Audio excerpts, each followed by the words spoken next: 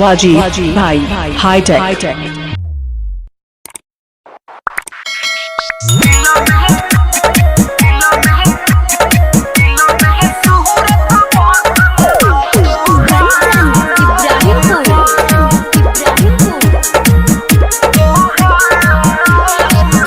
हना दाने होना कुछ के लूर रखी हो ख्याल अपन जाता नी दूर।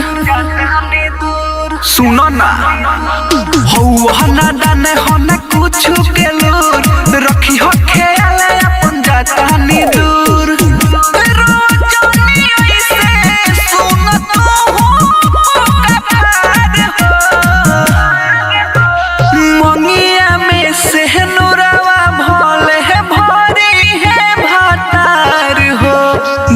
में सूरत बसल बा तोहार हो और मंगिया में सनुरा भल है भरी है भातार हो। दिल में सूरत बसल बा तोहार हो। वाजी भाई hi tech. Mix Pallavi recording studio मछिया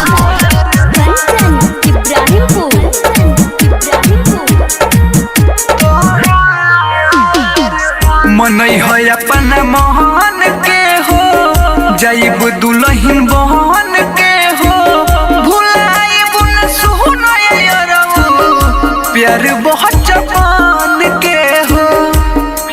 वाजी भाई हाईटेक।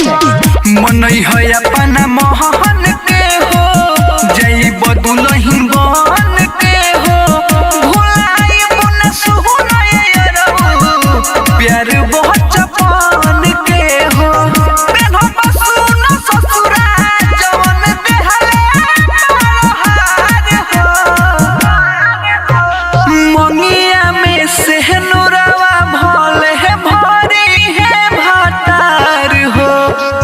में सूरत बसल बा तोहार हो और मंगिया में हाईटेक भरी है भातार हो। दिल में सूरत बसल बा तोहार हो। दिल में सूरत बसल बा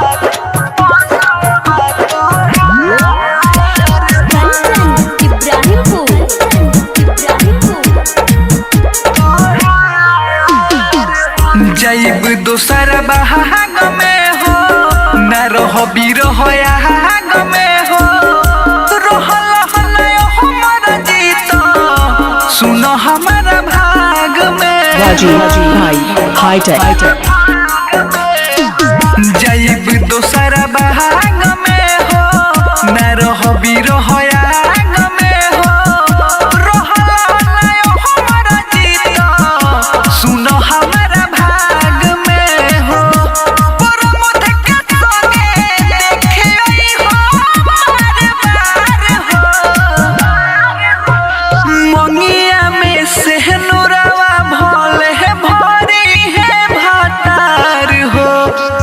में सूरत बसल बा तोहार हो। वाजी भाई हाईटेक।